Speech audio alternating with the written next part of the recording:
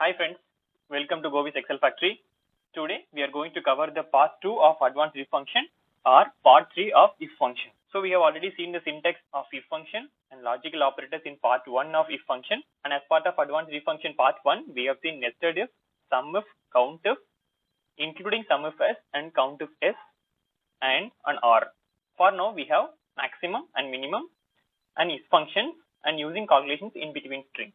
So these we will cover under the part 2 of advanced if function or part 3 of if function. So we will move into the Excel and see these operations in live. Min and max, we'll see what is the syntax. Equal to minimum of what is the list of numbers. If we give the list of numbers, it will give you what is the minimum value out of which. So here it is going to be the range. So I will select the range, close braces, enter. Out of this, 5 is the lowest number. And max, what is the syntax of max? Max of number 1, number 2, number 3. We are going to give the range of values. This is the range of value, close brace and enter. So out of this, 18 is the maximum number. We'll apply the same over here itself. So 150 is the lowest number and 500 is the highest number. So here we have another check. So we need to check minimum quantity of table, minimum quantity of chair, minimum quantity of lamp. We have to check the product range to the value which you have and find the value. So here the comparison is going to be only between the table, item of table. So how we will do it? So I have the formula equal to minimum of if the range equals to the product, then select the related quantity and find a minimum out of it. So the condition is compare your product with the product I have on my left, it is G2, and give me the result as quantity. Now close this. So I will press Ctrl Shift Enter. Since it is an array of values which we are going to check and we are going to return, we have curly braces added over here. The range is fixed for all the conditions. So we'll press F4. I'll fix the rows and columns. Okay, I'm fixing the rows and columns. Okay, I'm not fixing the G2 because it will change depending on the row in it. Ctrl Shift Enter. Now drag it.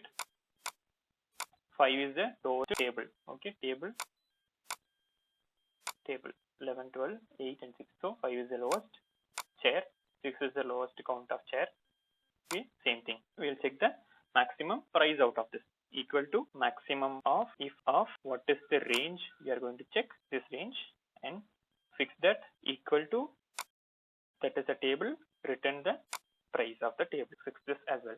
Close, you can see the tooltip moving to the left. Close and press Ctrl Shift Enter since you are using array in this. So 400 is the maximum price. I'll just flash fill. 500 is the maximum price of the chair. 350 is the maximum price of the lamp.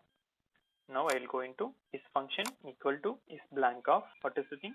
You have to give one value and it will return true or false. It is the same for everything. Is blank, give the value, it will give you true or false. Is text, give the value, it will give you whether it is text or not, true or false. Is number, same case, true or false. Is error, if it is error it will be true, if not it will give you false. So I give this thing, close, enter. Okay, so it's not a blank value. I'm not flash filling it, I'm dragging it till the end because I have a blank in between. Just drag it to the end. So it is true because this is blank. And is text equal to is text of the value. Close brace and enter. It is not a text, it is a number. Now since the adjacent value is not empty, it will flash fill. So I just flash filled it. Equal to is number of the value, close brace and enter. So this is the number, it is giving true. Flash fill, true for the number, true for the number, and other things are false. So is error equal to is error. So there are two formulas in this. Checks whether the values are 6 values excluding not applicable. So this will include NA as well.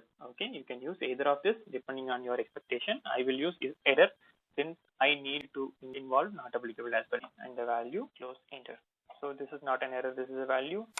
So I just flash fill it. So last two are values. This is divide by 0 error and this is a formula error. It is an invalid name. So the formula, it should be is error, it's not I error. So how do we use nested if. So we have four formulas used, and I'll use a nested if function equal to if first one is logical test, which is if blank. So if it is true, I will need it to be blank value. Second is text. If it is true, it's a text. And third is number. If it is true, I need to add it a number. Then if error, then give it's an error. Okay, I missed if in between, value false, and give empty.